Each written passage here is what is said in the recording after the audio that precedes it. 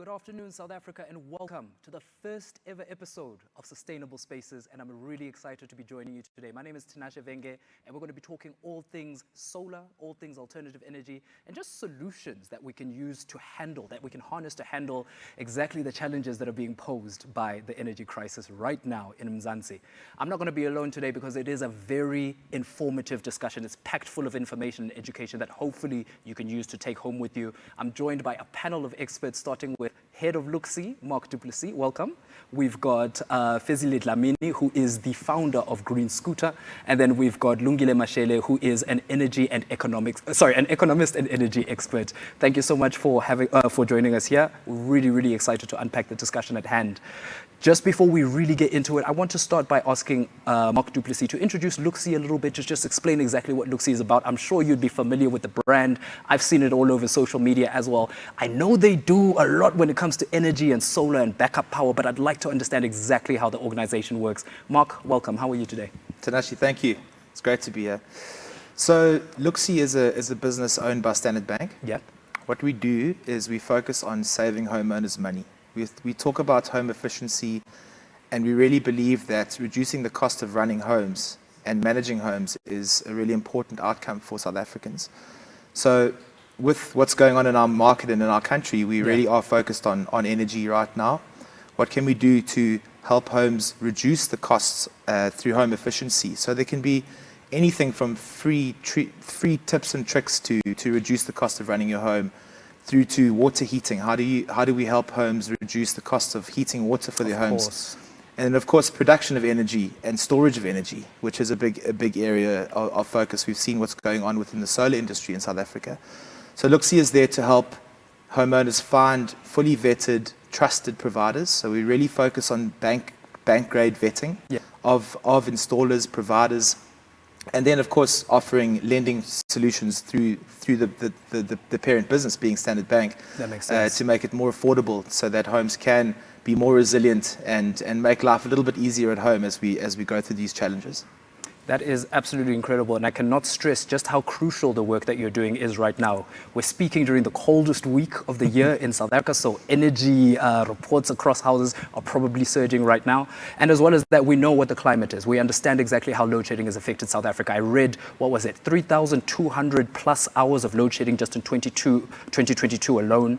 Every day that load shedding is impacting South Africa, it's costing businesses up to 900 million rand per day. So the situation is absolutely serious, and we need to ensure that we unpack this and understand the solutions that are available to us as consumers and perhaps even as business people.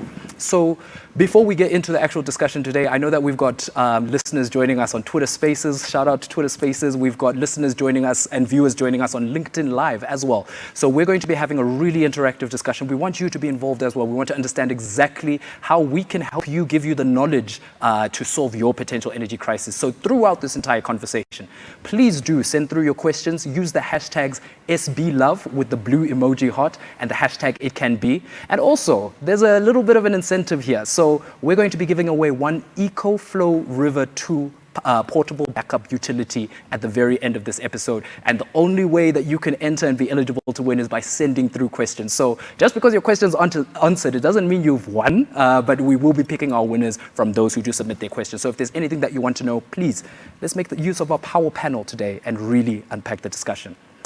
So I'm going to start with you, Lungile, because you're the closest to me. I know that you're an economist. I've seen your work on social media. You understand the landscape of South Africa, the challenges that we're facing, not just on an energy level, but on a socio-economic level as well. I always used to think solar is this thing that's very out of reach. I've never in my life thought that I could afford solar panels in my home, let alone an actual solution. But we're seeing a surge, especially in the last 6 months, in inquiries about solar. We're seeing people searching for solar on Google. In fact, I think I read that the import of solar panels and other parts has increased in the last couple of months as well. Can you help us unpack this? What does it mean for our climate? And when load shedding goes down, these inquiries seem to go down as well. Does that mean that maybe people are fluctuating their interest based on the current electricity situation? Absolutely. So thank you for having me. One of the key things that I want us to think about when it comes to solar is that it is energy from the sun, in essence, right? Yeah. And that is typically free. But now you need to harness that, and you need to Yes. harness this through PV panels. You then need inverters as well, and you're then also looking at batteries that can store. Yeah. Typically, this is a system that can run you up in the tens of thousands. I can imagine. And this is not really attainable for most people. Yeah. And this is why, you know, having products such as Luxi is so important, because they're able to provide solutions for the lower end of the market right up to the higher end of the market, which Okay. is then naturally tied to your affordability. Solar is certainly the way of the future. In fact, it is the future already. South Africa also has the best solar resource in the world. So Wow. there is absolutely no reason why we cannot use this to power up our homes. The question is, and this is, you know, part of what Luxi does, is to look at what solution do I need for my house? What size is my house? What applications can I possibly use?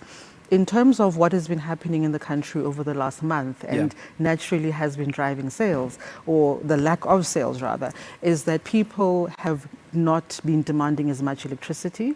It has been out of the norm, you know, warmer weather. Yeah. We were experiencing just up until, you know, Sunday, temperatures in the 20s, That's which right. is not necessarily what you'd expect, like for especially a Joburg winter. Yeah. Eskom has also done a significant amount of, you know, maintenance prior to the winter season. We've also seen a significant reduction in industrial demand. This has also been tied in with reduction in maintenance, which has freed up capacity on Eskom's side. So there's been a myriad of factors that have brought us to this point. Okay. But yesterday, as we all saw, with the Yeah. snow and the Yes. cold winter, Yeah. is that the rubber has now hit the road. Okay. And we saw that load shedding stage shoot up, stage 4 now. Absolutely. And naturally, the inquiries are now going to start coming in, because unfortunately for most people, you need to feel it before you go out there and you act like in haste. And I'm hoping that this conversation will be about educating people so that they don't act in haste, but it's more of a measured approach Okay. in terms of getting the energy that they require. I like that term, measured approach. You know, we're looking for informative decisions. We don't want to be impulsive because, No. like you've explained, it's quite an investment. You know, it's not something you can just do on the fly. Precisely. So, Mark, when, let's say I'm a customer, I'm inquiring at Luxi, I'm on the website, I'm speaking to a consultant, and I'm looking to explore the territory of, let's just start with solar for the home, right? What are some of the checks that I, as a customer, need to make even before I even start speaking to a Luxi and start looking at panels and inverters and batteries, etc.? So what we really try and focus on, we write a lot of educational information and content. We're really trying to put the word out there that think about what you can do in the home before you invest. Okay. Can you reduce your consumption? Are you forgetting to turn the lights off when you leave the room? Are you leaving all your appliances on standby? Are there ways to reduce your cost burden? Do you look at your geyser and do you have we have a smart geyser device or a timer? Yeah. That you're not heating water 24 hours a day, because the investment is big. And if you can reduce your costs through efficiency and savings before making the investment, it makes a big difference. You may not necessarily need 10 kilowatt hours of batteries. Maybe you only need 5 kilowatt hours. So we encourage customers to learn and to read up before making those decisions. When they come into our world, we do ask questions like, how much money do you spend on electricity every month? Okay. So we can try and give you a size up front, so that we can get you a view of what this could cost you if you wanted to make the investment to we call it a grid-tied solar solution, which is batteries, inverters, battery and inverter, and solar panels. Okay. So that's really the journey that we take the customers on, and then we've got a full concierge service within our team, who takes the customer through the journey, works with our partners to make sure the site visits happen. Very important pre-inspections and site visits to understand, so the customer understands what they're purchasing, as well as if there are any challenges from a compliance perspective within the home. Is the distribution board COC compliant? Okay. If it's not, then we encourage the customer to get their house to a COC compliant level before doing a solar installation, so that it's fully compliant and safe. Okay, that makes a lot of sense. I'm glad that there is that element of determining the usage and helping people understand their usage and their current infrastructure at home before we take it a little bit further. So, Fezile, I know your work from Green Scooter, seen you on social media. I know the organization as well, and extremely, impressed with firstly the innovation behind it, but also secondly let's say the sustainable approach that the organization has taken. So, if you're in this situation and you're potentially looking at backup energy for your home or perhaps even for your business, let's say you're an entrepreneur across South Africa, do you look at cash options? Do you look at finance? Like, how do you assess the finances of investing in these types of energy solutions for your particular premises? So obviously, I mean, I think how one needs to look at it is understanding their needs from as an auditor, right? So when people are looking to start integrating some renewable energies within their business or their homes, I think it's great to try and get an energy audit done. Okay. And try and get it done from an independent person. The reason being is that you avoid this thing that we call greenwashing, which is trying to push another person's products or services because of the inevitable financial gain that they get from it. Okay. But let's also take another further step back. Yeah. What do I actually look for? I look for convenience, right? But I mean, you also have to look at a number of things. Look at how the building was done, like with what materials, right? Is there enough insulation? Okay. What type of panes are used? Is it a single pane? Is it a triple pane or quad pane? Yeah.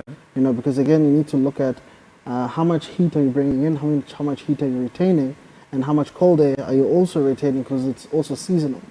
So when it's something that's obviously still yet to be explored in detail. Yeah. But what people need to look at are those things. The windows that the building is constructed with. What type of material is it? How much heat is it going to bring in? Because that's also going to drive the amount of times you have to turn on the aircon. That's right. Yeah. Right? Yeah. Now when you look at insulation, which is also a thing, one of the worst things I think that have been built, have been created for people who live inside the household, is the sliding door. Because the reason being is that a sliding door brings in so much cold air because of all the gaps within it. That explains my apartment. Yeah. Okay. Exactly. you find yourself living in very igloo-like conditions. So you need to. The devil is in the details. So you need to look beyond the seams. Yeah. And as well, you have to look at, okay, where are you actually going to be based? Are you going to be based in a special economic zone, right? Where in special economic zones, like I'll give you one in Pretoria, it's called in Tasses, it's one automotive special economic zone.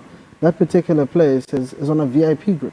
Okay. So you really know within a VIP grid, you're never going to have load shedding. Because you're in the heart of automotive where Ford is right there and all the other OEMs are distributed accordingly. So when you look at that particular space, you'll get favorable rates. And obviously how you're building if you're making products from start to finish, from cradle to grave, your spend on sustainability is going to matter. Why? Your Section 12 L of the Income Tax Act, which is energy efficiency, and you'll get those rebates there. You'll get also, carbon tax act of 2019 also can benefit you as well. So when you look at it, you can't look at it like a horse, walking in the streets, which has roadblocks. You really have to have a wide lens when you're trying to understand your spend, because again, every single rand counts. Yeah. So to make it count, you need to nitpick every single thing that you don't need, and things that you have to get some sealant, close. If curtains as well, it's another thing we never think about. Curtains actually contribute to the amount of energy you use at home. Wow. Right? So when you look at these thick curtains that have what's that layer that they called? It's a black.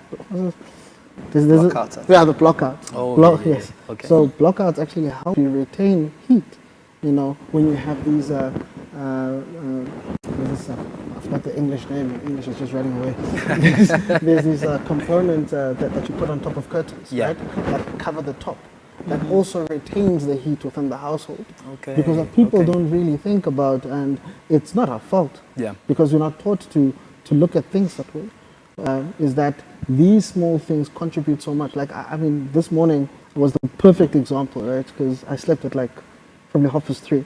Okay. And it was really cold. Yeah. Last night was the perfect example for anyone to come here and really have a lot to say about sustainable energies, right?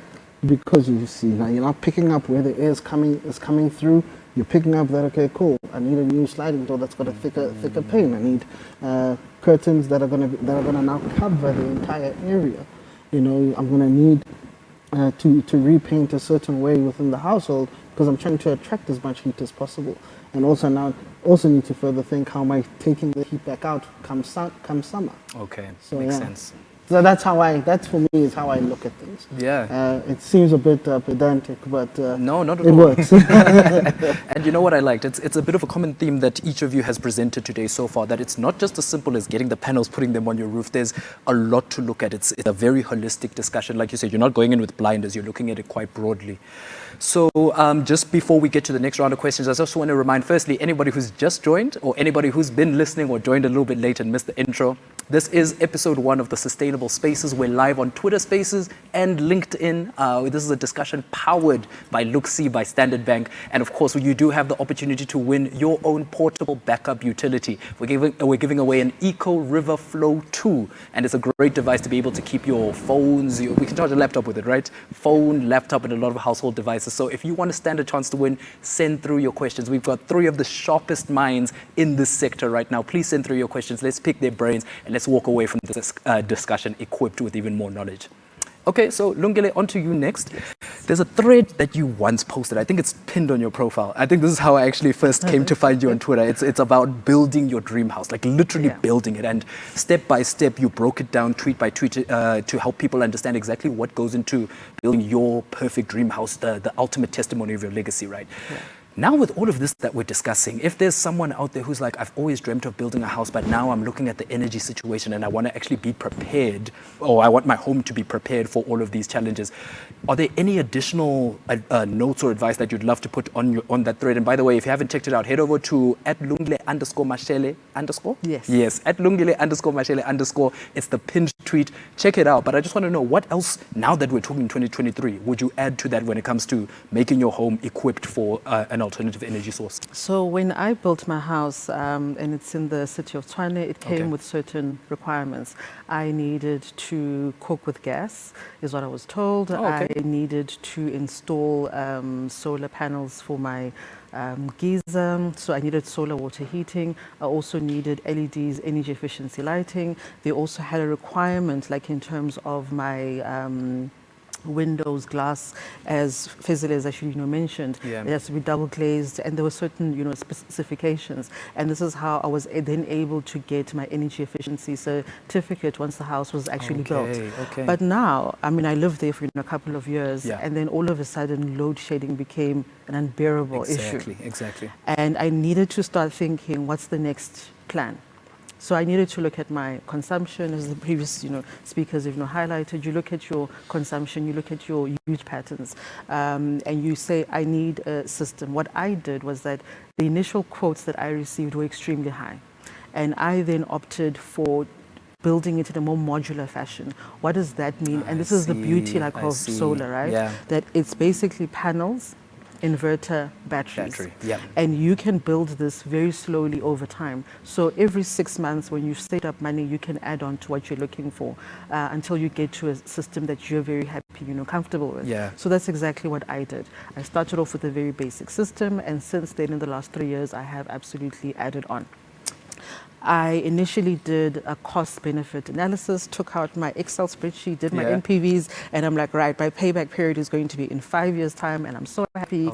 You know what? The very first day there was load shedding, that's when my payback period was actually reached. Really? Because the inconvenience and the mental gymnastics that I used to do when there was load shedding before, I don't experience that anymore. So I'm not running around for those 55 minutes when there's that announcement made, trying to boil water, trying to cook food, trying to do anything.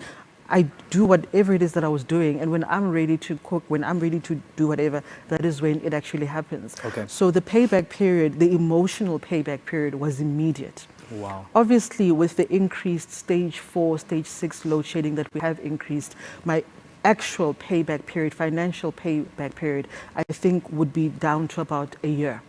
Wow. In essence. But I do want to caution, and it's a very big thing around sustainability, and you're looking at batteries, where people get sold a number of different ideas. I was sold a 20-year battery, 20-year lithium-ion battery. The OEM was correct, installers were correct, but a battery has only a limited amount of cycles. Okay, Either it's that makes 3,000 or 5,000 cycles, depending on what you're doing, even your UPS device. Now, Okay. if you're going to have stage 4, stage 6 load shedding every single day, where your battery is being drained 4 times a day, Yeah. that means it's 4 cycles a day. Okay. So instead of your lithium-ion battery lasting for 20 years, it's only going to last for about 5 years.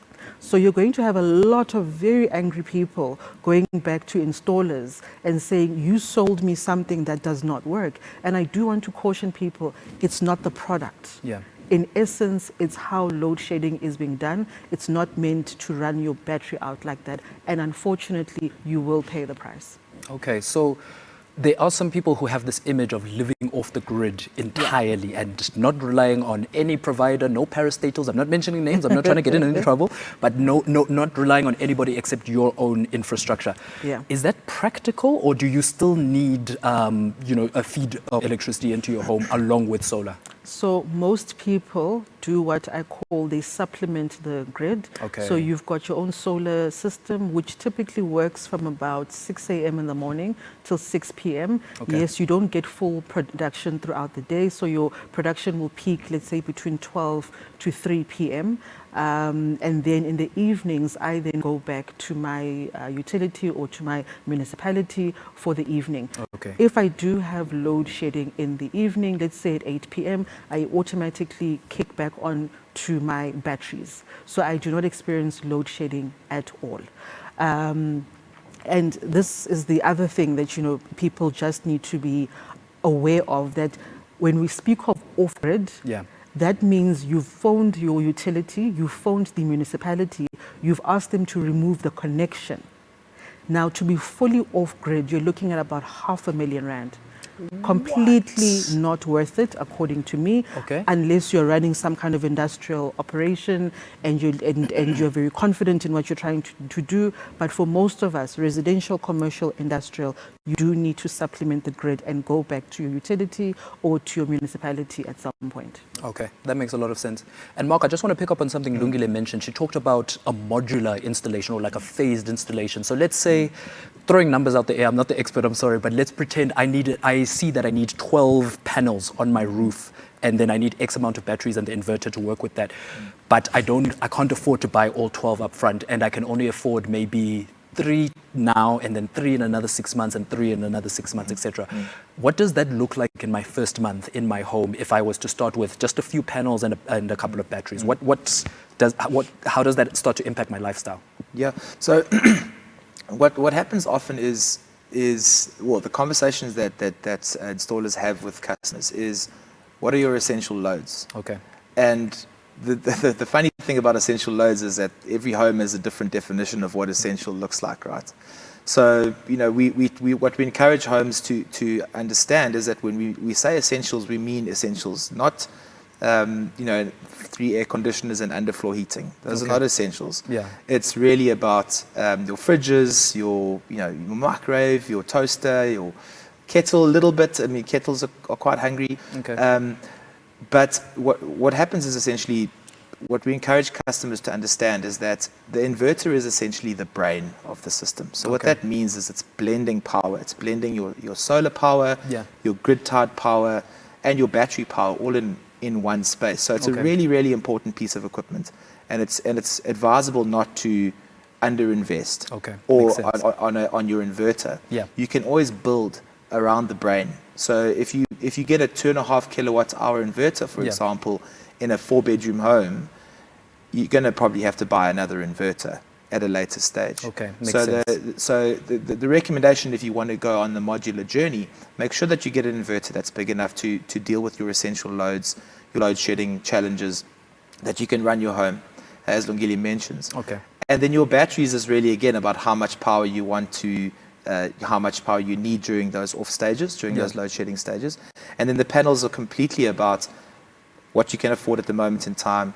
And then each panel that you add on produces more solar power for your home, charges your batteries, runs and supplements some of your washing machine during the day. Sure. So I've got a smallish system. I've got 5 panels on my roof. Okay. And I was looking today, and I saw, while we were sitting here, about someone's doing something at home. Maybe it's the washing machine, I'm not sure. Yeah. But I could see that half of the power was coming from my panels and half of the power was coming from grid on my app. Okay. So I could really understand, and then I started to think, maybe I should get a few more panels and get most of the power on if it's the washing machine, whatever was drawing power at this time of day, to supplement further. So it is an absolute win to modularize, and the equipment coming into the market is really high quality.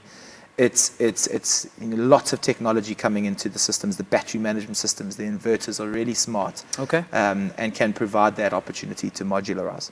That's really interesting. While we're here, just for the listeners, because now questions are flying in, by the way, so I'm going to seed in a few questions from the listeners. But can you tell us a little bit more about the portable backup utility that we're giving away? How do people use that in their homes? What are some of the conveniences that it brings? The Eco River Flow 2. So portables are much more affordable. So portables can run from 7,000 rand, depending on how big you get them, but they can go up to 15,000, 20,000 rand. But the portable that we're giving away today really just helps you, again, with your essentials. It's not grid tied. Sorry, it's not grid tied, and it's not connected to your distribution board of your home. Sure. Which means that it's a little bit less convenient. So it's not an immediate changeover when load shedding goes down. You'll need to plug a few devices into your portable unit. But it certainly gives you lights, a couple of lights, your internet, as we all know, Wi-Fi, water and air and internet are that food. This is how we live in this day and age. So it can deal with your internet, to keep your internet up. It can charge your phones, charge your laptops multiple times, and really kind of creates that convenience in the home, not at the cost that maybe the installed solutions give you. But it's a little bit less convenient, but certainly more affordable. Well, guys, you heard it straight from Mark du Plessis himself. So if you want to get your hands on an EcoFlow River 2, it's a nice portable backup utility. Like we said, you can plug in your devices. It keeps the lights on, keeps the Wi-Fi on, and at least makes load shedding a little easier. If you're looking to win one of those, make sure you keep sending in the questions. I see a lot of questions have come in, and one's directed at you, Fezile. Please make sure to use the hashtags. Hashtag #ItCanBe, hashtag SBLove with the blue emoji, and we'll make sure we pick on the best questions. So Fezile, you're the green scooter guy. We talked about greenwashing, and there's a green question coming in for you. And I guess it's a little bit broad, but somebody did want to pick on your opinion and say, if we were to all adopt, or at least as many of us as possible, adopt some greener solutions into our homes, such as solar, for example, do you think that lessens the burden on Eskom and our power utility? Do you think that eases some of the challenges that we're facing at the power plants if more and more people are adopting greener solutions, quote unquote? Yes, but I approach that yes with caution. Okay. Because what needs to be, what needs to be understood is that South Africa is a developing country. And in order for us to be a developed state, we have to industrialize. Industrialization needs a lot of energy. Okay. So it's unfortunate that the greenwashing approach is that all types of renewables will solve our energy crisis, which in reality they won't. So if I work from home and I weld, right, I make, let's say I make, what are those things called that you put at the back of a car again? Trailers. Trailers, I make trailers. Yeah. There's a lot of welding, there's a lot of cutting, grinding, and that's a lot of energy, you know, and just trying to rely on your battery packs to try and keep you running throughout the day into the night is not going to happen, right? So it's also, that's what I'm saying, there's a yes, there's a positive yes, and there's also a negative yes at the same time. Okay. So now let's just look at something that's also like missed in the whole conversation is you need a unique energy mix. An energy mix is needed so that people can understand that, and I'm going to use yesterday's weather as a recent example. Yeah. That if the weather stayed like that and the sky was like that for a good month, a lot of people at solar would be crying right now. especially if they went off the grid. hectic. Because you must Never thought about understand, that, you must yeah. understand radiation from the sun and how much radiation you can generate from a photovoltaic instrument, Yeah. which is at its lowest, it's about 3.2 kilowatt hours. Okay. At its at best, it's about we can probably do 5.8 to 8, right? But now with all of that, you need to understand where you are in South Africa, Okay. because your coastal areas on the east coast, that's where you're getting your 3.2, your 3.8, 4 kilowatt hours. Okay. And if you're in your west towards your northern Cape, that's where you're hitting the high numbers. Okay, that makes sense. Yeah. So do you see where I'm going with this in Yeah, terms of yeah. how do you actually plan for this whole thing, and where greenwashing is actually failing a lot of people? Okay. Because a lot of people find themselves in this funk, which is, I'm going to get off the grid. That means you're trying to be a modern caveman. Oh my gosh. Because now you have to think about how much work and how much effort Yeah. that you thought would go away, Yeah. but now you have to action in order to live in this bubble that you're creating for I yourself. see that. I see that. Yeah. Right? Yeah. So, mentioned, sorry, she mentioned that you have to call the municipality, say City of Tshwane, Yeah. get me off, done. Now you have to think about the water. Now you have to think, because now you can't remove yourself from anything realistically. So even if you look at energy mix overall, I mean, yeah, you can probably look at hydro, but now are you living close to any river? I'm not. You know, do you happen to have a river running through your property? If you're not, so that's already out the window. Yeah.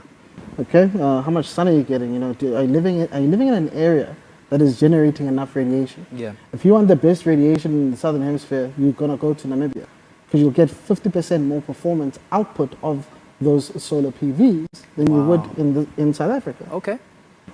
Now let's also go into will wind turbines, whether they're small or big, like will they function? Yesterday was probably the best time to get that performance. I noticed. Right? I noticed. Yeah. But at the same time, it's also seasonal. So you That's need to be true. smart about That's it. true. So you have to make sure that if you're going to invest in this particular asset, where you place them, how you place them is very important. So financing of assets like this can't be just purely focused on one particular thing that will make people get angry in the Yeah. long run. Okay. Because it's supposed to be a 20 to 30 year investment. But if I'm already angry within the first 3 years, what am I going to go to the ombudsman as a consumer? Yeah. Then there's like a geothermal energy. You know, how are we also looking at alternative ways of probably generating the geothermal energy to probably heat up or pump up my household or my factory? Sure. Sure. I mean, I think a few years ago, probably back in 2016, I thought of this thing. I was like, you know, a shopping center has about 1 million people, walking in and out of it per day, right? Okay. That's the footfall. Would have been amazing if kinetic energy could be a thing. I mean, we're all walking, we're all moving, we're generating some sort of energy. Yeah. Same way a geothermal works, it's through steam, Yeah. right? Mm-hmm. So maybe with all the people walking, even in a household, you know, maybe if a car which has been driving all day and it comes back and parks back home, Yeah. you have a geothermal mat that draws the heat from there. Wow. Because you also just have to think about, where do you want the power to go? Yeah. So is it going to be for the lights outside? Okay, I'm going to focus on using this, so that I don't find myself spreading too much, too thin. Okay. But then again, I mean, if you have your inverter, you also must have a BMS. So the BMS that is, or your battery management system or your energy management system that is utilized within that particular hardware is very important to optimize and maximize what you're getting. Yeah. And now, I think you said, how many years did it take for you to get angry at your batteries? 5 years. About 5 is when years, they're gonna yeah. run out. Batteries have cycles, Yeah. right? That's what I've just learned. But no one is also, there's a new problem that's coming. yeah. Which is? What do you do with the batteries that are lower than 75% from a DoD perspective? No one's addressing that. Okay. So now this brings another opportunity, second life batteries. Wow. But again, this is probably going to be another solution that is imported. instead of it being solved Yeah. right here, Okay. right? I So we completely also understand. we also have to think about this, that even with financing, how do you refinance a battery so it can give second life? Yeah. Because it's either you can't just really just like throw it away, you know, because it's Exactly. bad for the environment. So I you was have to gonna you have to say, think yeah, about the exactly. recycling Yeah, process. for sure. You know, in Germany, for example, there's a company called Remondes, which is a family-owned, it's a beautiful family-owned company. They Okay. deal with recycling, Yeah. recycling of all types of materials, and batteries are one of the things that they're recycling. Okay. So I remember when I was with the company a couple of weeks ago, we touched on second life batteries. How do we actually repurpose this into the market and make sure it makes financial sense? Okay. Because at the end of the day, the batteries are going to be stationary. Yeah. So if it's going to be stationary, how are you then educating the masses that don't worry, you will get your return on investment, Yeah. and you can actually tokenize the whole thing? Because I think investments was a topic that we probably touched on yesterday. Is how do you tokenize the whole thing? Tokenizing using blockchain. You know, how do you make that make sense so that people can actually live and get the actual returns all throughout?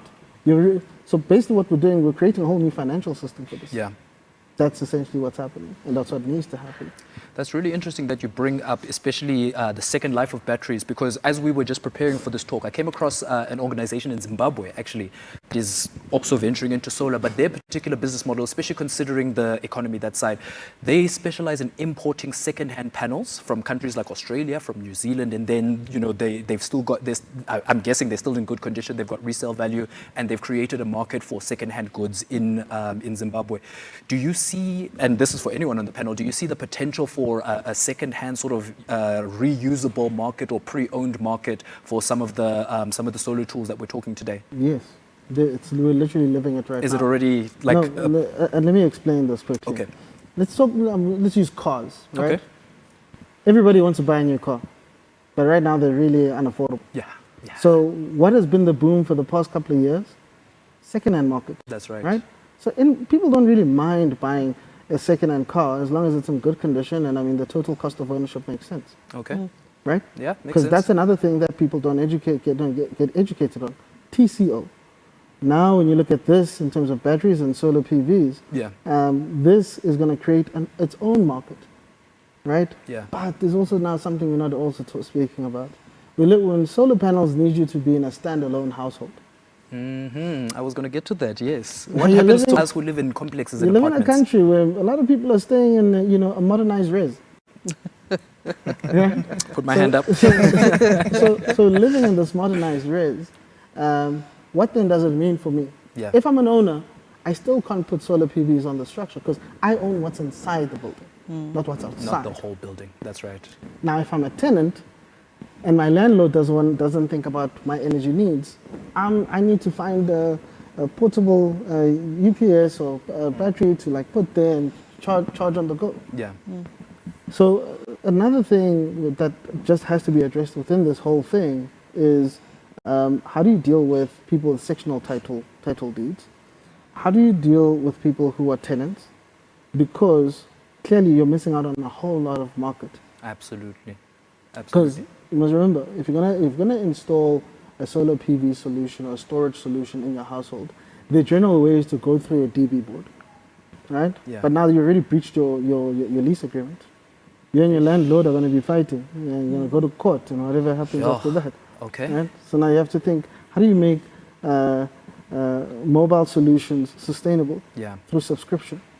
Okay. So yes, there are companies that are doing it. I've seen a few. Yeah, I've seen Yeah, a couple of. but couple wherever you advertised. move, you can do the whole installation, blah blah blah. But there's still a bit of an element there where you have to go into your TV board. Okay, I understand. So- Yeah, sorry. please go on. Yeah, Please so- go So on. It's just, going off. just on that point that he's mentioned, it presents an opportunity for sectional title and for full title, and we've seen it happening in cities that are off-grid or that do not have electricity. Okay. We've seen it happening even in estates such as Midstream, where they're basically Yes. saying that we as a community, we'd like our own microgrid, we would like to provide our own electricity using solar PV, we might have batteries, and we're going to own it. And now remember that there's a move to liberalize the market. So it basically means that you can sell the electricity that you generate. So I, Lungile, in my house, Yeah. once these regulations go through, I'll be able to sell to the city of Tshwane any Yes. excess that I have, and they'll pay me like a fee. Yeah. But now you've got other larger installations that are saying they would like to group together as a community and possibly sell. You are now looking at the age of prosumers. You're now looking at people who are able to make money using electricity. That's really you sell to interesting. Eskom, sell to your municipality, offset your own costs. Yeah. Obviously, it then has a different payback period in terms of the solar that you've installed in your own house. For sure. And you can obviously then upscale what you're looking for. So that you produce way more than you actually need.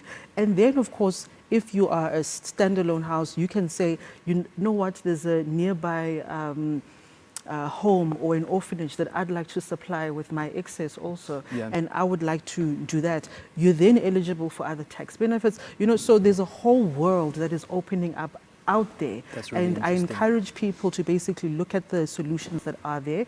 If you want to go the commercial route, obviously, if you're just looking for your own conservation and your own consumption, that is also an option, but there's so many options that are out there. I'm glad that you brought that up. I feel like you guys are reading my mind and pre-answering my questions ahead of time, because I wanted to speak about this. Something I've read a lot, we've seen and heard about it, especially in the city of Cape Town, consumers and residents being able to sell their power back. So for those of us living in other parts of the country, so I'm sure there's everyone tuned in from Gauteng, from KZN, please actually leave us a comment or leave us a tweet. Let us know where you're listening from, where you're engaging from, because we want to know how far away are we from this kind of reality in other metros and other cities, and maybe even outside of metros? Can someone from a remote town in the Eastern Cape also be able to tap into this if they've got a large property? How far is this from becoming a reality for any South African who can already afford this technology? So Cape Town is there.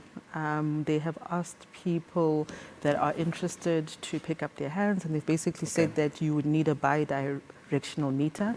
What that does is that it meters what goes out. It also meters what comes back in as well. Okay.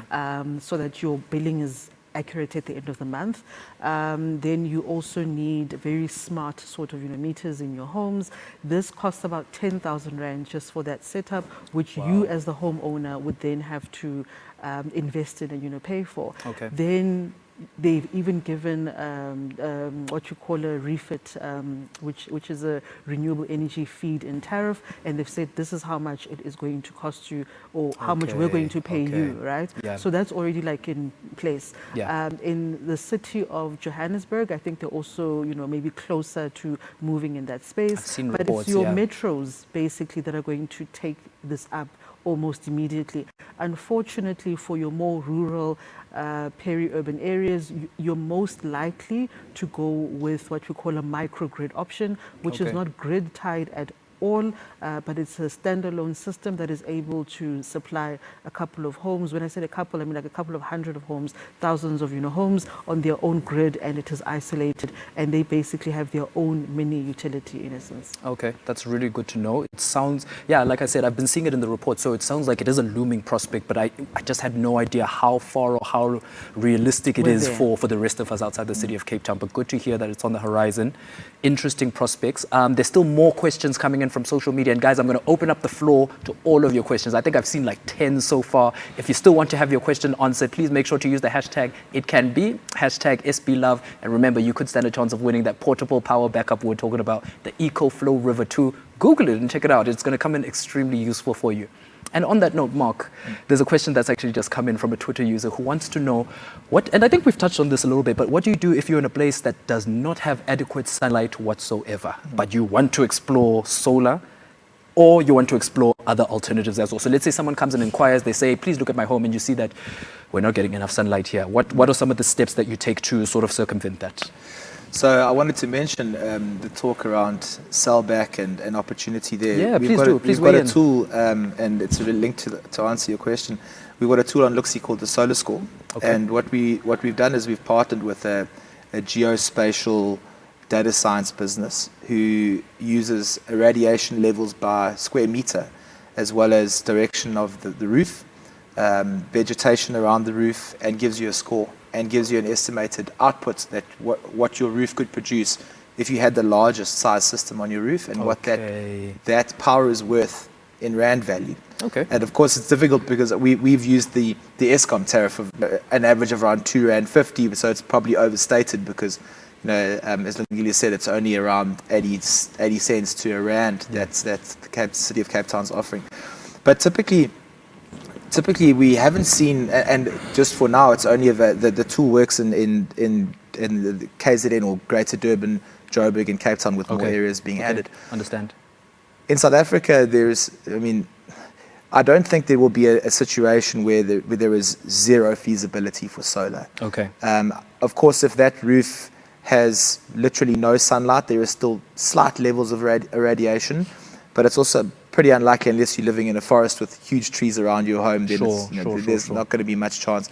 Okay. But typically you should get enough sunlight. So a north-facing roof is the best option. All right. But sometimes even an east or a west-facing roof will get enough morning or afternoon sunlight to charge those batteries or use the power coming off that roof. So again, if you really are in an area which has got zero sunlight in a forest, unlikely that you should put panels on your roof or get some really tall poles. Okay. Put them above the trees. And then when we were talking about those of us who are living in what did you call them? The adult reses as complex dwellers. Yes, so I'm on the ground floor, and I think a lot of people will be able to relate this. I'm on the ground floor. I've got like 2 or 3 people above me. Like we said, it's not my building, it's just my unit.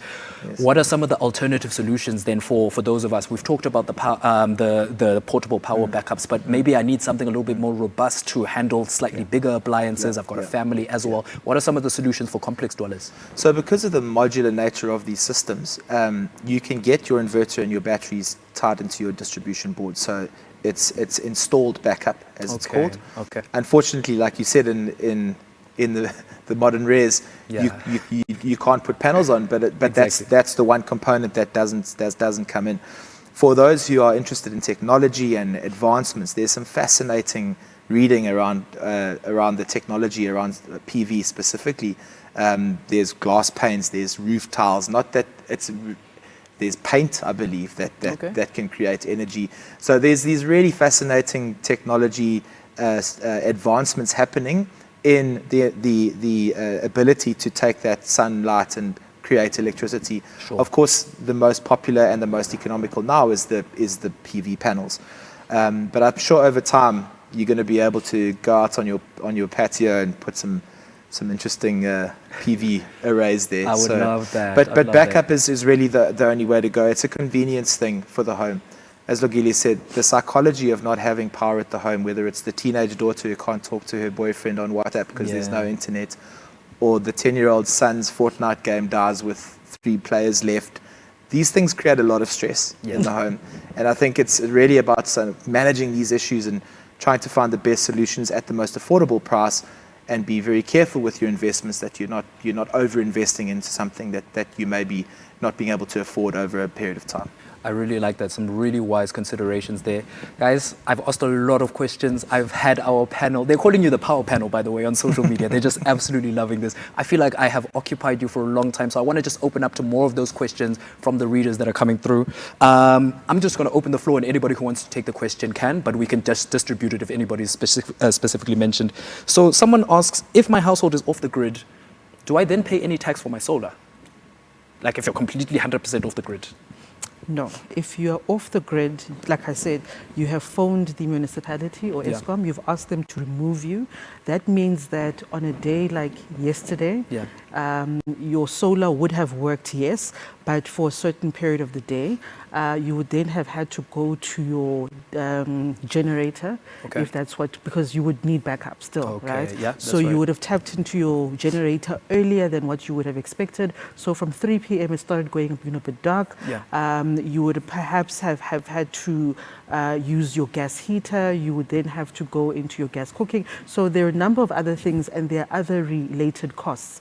Do you pay a tax? Absolutely not. Where you would, and this is a new regulation that is coming up now that is saying that people that do have solar are going to have to pay an additional amount or a fee for the connectivity. And the reason for this is actually very, very simple. I have solar. And at 6 p.m. or 5:30 every evening, I go back to Eskom. Yes. But now, on a day like yesterday, where there's intermittency, there's snow, there's all kinds of weather, I come back to Eskom or the municipality at 3 p.m. They were certainly not expecting me. So it means that on their side, they need to have what we call spinning reserve, just to wait for me to come back online. Remember, I don't tell them when I'm coming, when I'm going, what I'm doing. I could leave my house for 3 weeks, come back like on holiday and switch on the light, and they're still going to be there. Okay. So you are going to have to pay that, what they call a capacity charge, okay. just for having that. And also understanding that having solar does have an impact on the national grid itself, and in terms of the backup that they need to get online also. So you're paying for that convenience. Okay. But that will not apply if you're off-grid. All right. Makes sense.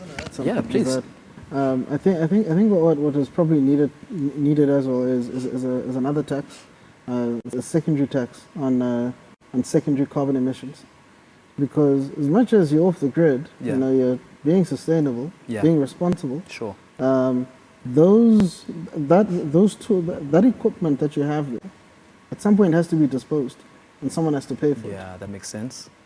Do you get where I'm going Yeah, with this? exactly. So for purchasing X, there must be an X levy associated with it, because it's secondary. But you also have to think about, who do you charge? Do you charge the manufacturer, the OEM, or do you charge the person who bought it? Yeah. Like if you're walking in different parts of Europe, you'll probably find a penny store, right? Mm-hmm. And you got a bottle that's recyclable. You go to this way, when you go and you buy actually a bottle of water, you pay an additional tax on that. It was like, let's say 25 European cents or something. Yeah. And then when you go, you consume your product, and when you're done, you want to now get something back on it, so now you get that tax back. It's like a deposit. Remember back in the day when you have a 1.25 bottle? That's essentially how it is. And maybe that's also the most responsible way of doing it, because then it gives more responsibility on these manufacturers to actually be very responsible with producing their products. Yeah. That how much emissions went into it, and how much emissions are going to come out of it when we now have to dispose of the product. So there's also just alternative ways of looking at how do we better acquiring these things. No, that's a really good consideration. I think when we're looking at the broader environmental aspect, like saying just because you're off the grid, it doesn't mean your emissions are not going to be felt by the country and not necessarily be someone else's responsibility. So very good consideration there. Yeah. We've got another one coming in from LinkedIn. Someone asks, what happens if I use an installer who's not bank accredited, right? And my home is still bonded. Does it affect my insurability? So we firstly don't encourage anyone to use an installer that's not accredited. Okay. How does the accreditation The work? Sorry, while you're accreditation, so there are two bodies in South Africa that offer accreditation certifications. Okay. It's not just an electrician can go and install solar. Yeah. There's something called the Sapphire Green Card. Okay. So it's issued to someone who's gone through the training, understands deeply how to install a solar system. Remember, we're dealing with live electricity here. This is very dangerous stuff, Yeah, right? for And sure. it's got to be done properly. The other body is called AREP, Association of Renewable Energy Practitioners. Okay. And both of them offer courses, training courses and programs that allow for certification. So what the bank does encourage is, please, when you do want to get an installation done with any business, just ask them for the stuff. Ask them for a track record. Ask them for someone they've installed before that you can phone and say, did they do a good job? Okay. Yeah. Ask them to show you their accreditations and their Okay. certificates. Do a little bit of homework. Yeah. Do a little bit of searching and researching. Is there any way that you can search to establish that they're accredited if you're doubting, perhaps? Yes, so on the Sapphire website and the REP website, a lot of these businesses are listed there. Okay, great. And you can go and double check that these guys are fully accredited and vetted. When it comes to your second question around insurability, Yes. it's really important when you've done your solar installation, and we do it through the Luxi business where we explain to the customers, really important to inform your insurance company that you've done a solar installation, to submit the invoices so that the company can see what you've spent. Okay. And then secondly, to submit the certificate of compliance. Okay. So your home will have a certificate of compliance for its own electrical works. you're adding a supplementary certificate of compliance when you add a solar system. Okay. And that certificate of compliance needs to be issued by a master electrician. So that must be submitted to your insurance business, your insurance provider, your homeowner cover. Yeah. Insurance companies are providing insurance for solar as part of the household, so as part of your homeowner cover insurance, building insurance. Yeah. At this point, it may change over time. Yeah. We don't know, but it's really, really evolving space. And what's really key there is that your insurance will go up somewhat. Mine went up about 28, 29 Rand a month, so it wasn't a big amount of money on my homeowner cover, but I know it's there and it's catered for. Okay. So really important. So there's a follow-up question on that from Ndombi Redeemed, and she's asking if you have an existing bond that you're paying for specifically through Standard Bank now, does Standard Bank Insurance subsidize me when you want to install a Luxi product? So at this point, we don't. What we do is make sure that what we do provide an offer to Standard Bank home loan customers or any customer. Luxi is open to anyone. You don't have to bank with Standard Bank. Okay, good to know. Is that the pricing is competitive and open to the market in that it's benchmarked in the country's prices. The problem is a lot of people compare bananas with apricots, and they will say, this is the solar system I can get for 40,000 Rand and you're quoting 150,000 Rand. And the comparisons are different. Maybe it's a lead acid battery and not a lithium battery. Maybe the inverter is not a hybrid inverter and it's maybe an inverter that doesn't work in that connected way. But what home loan customers can do is they can come into the bank and they can look to apply for a re-advance if they wanted to pay for their solar system on their home loan. So there's a product called a home loan re-advance, which is available to home loan customers, and as well as for new home loan customers, a product called the future use allowance. So that allows you to take up to 120% of the value of the home, so that you can install water backup or a solar system or backup power when you move into the home. So those are options available. Amazing, to incredible. homeowners. Now, guys, I'm really getting excited by what I'm hearing here, and not excited because I'm just going to go out and buy solar panels, but excited by the information that I'm being equipped with, because at least I feel that now I know the steps to take to ensure that I make an informed decision. And I can tell you from the comments that are coming from social media, a lot of people are feeling the same, and it hurts me to say that we're approaching the very end of our session, but don't worry, guys, this is just episode 1. We've got another 3 episodes of the Sustainable Spaces coming to you. We're still going to have Mark join us in a couple of sessions and another panel of experts where we can continue the conversation. And I want to get deep into it. I want to get into the legalities, the practicalities, the taxalities, etc. I want to know the ethics as well. I want to just broaden this conversation. In future episodes, we're going to talk beyond solar. We're going to just understand exactly the depth of solutions that organizations like Luxi can give us, empowering our homes and our offices. As it stands right now, firstly, thank you so much to everybody who's been engaging. Thank you for sending your questions. Keep sending your questions and keep using the hashtags, because like I said, we're still picking a winner for the EcoFlow River 2 portable backup that you'll be able to use and hopefully keep the lights on during colder and slightly darker times. But just before we wrap up, I just want to pass to the panel one more time. Can you please each give us one piece of advice that you'd want one of our listeners or one of our viewers to walk away with, just so that they can mull over and start doing their own research? So we're not saying walk into the store and buy the first thing, but maybe one piece of advice that you'd recommend to anybody who's looking at alternative energy sources. Once again, I'll start with you, Lungile. So I would certainly say those of us, so all of us, experienced stage 6 load shedding, and we saw how that impacted on our availability of water also. So there certainly is an energy-water nexus. And the next frontier, actually, for most homeowners will be, how do I get a sustainable water supply that is off the grid, if you will, and that becomes the next challenge that we then have to confront, basically. Okay. Fizz? Take lessons from COVID, which are, look what happened when everybody went buying toilet paper.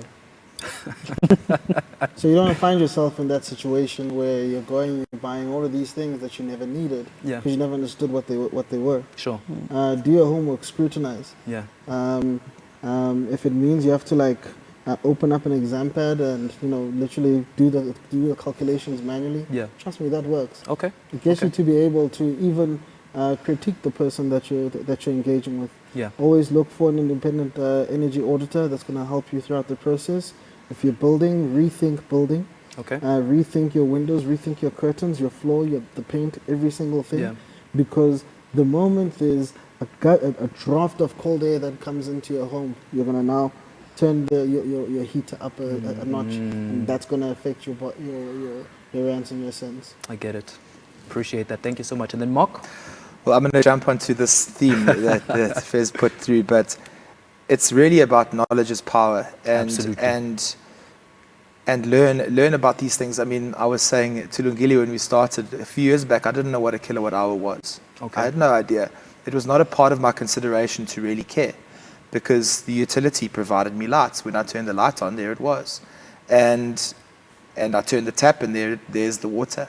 And I think, it's really just around learning what's available, what's out there. Don't jump into something that you don't understand. And empower yourself with some information that you can really challenge, really ask the right questions, and then invest wisely. Don't overinvest, and make sure that when you do make a decision, that it's right for your home and your family, and that's really the most important thing, to look after your own right now, and collectively we can all help each other and learn from each other. I absolutely love that. You know what I enjoyed about today's panel, you are all aligned, and I think it speaks to the principles that you all believe in. Firstly, education. Secondly, research. Thirdly, start with what you can, not necessarily having to dive in. And I think that's what a lot of the viewers and listeners have been appreciating for today. If I can just sum it all up, if you give a family electricity for a day, if you give a family electricity, you can light up their lives for a day. But if you give a family knowledge, you can enlighten them for a lifetime. So thank you very much, panel. Really, really appreciate it. Lungile Fezile, where can we follow you? Mark, where can we follow Luxi? I am certainly on Twitter. I'm on Instagram as well as Facebook. Okay. Yes, just Lungile Mashele, one word, or Lungile_Mashele. Nice and easy. All my social media platforms, it's at Fezile Dlamini with an H, so PHLAMINI, cool, with an underscore. That's brilliant. It. And on Luxi's side, we're part of the Standard Bank Group, so within the Standard Bank social platforms. On our Knowledge Hub, we've got tons and tons of really great information, free information, knowledge, tips and tricks. So we've got a really great Knowledge Hub. Of course, at luxi.co.za is where our home is. Great. Should anyone follow you as well? LinkedIn. LinkedIn. Okay. We've got a lot of LinkedIn viewers. Come on to LinkedIn. You're going to get a lot of invites on other channels, but in LinkedIn, yes. Brilliant. I just want to say thank you to the panel. Thank you to the viewers. Thank you to the listeners. Thank you for sending all of your questions in. Make sure to follow at Standard Bank ZA across all platforms, LinkedIn and Twitter, so that you can catch the very next episode of Sustainable Spaces. But from there, let me leave it. I'm Tinashe Venge. We'll be back again next time.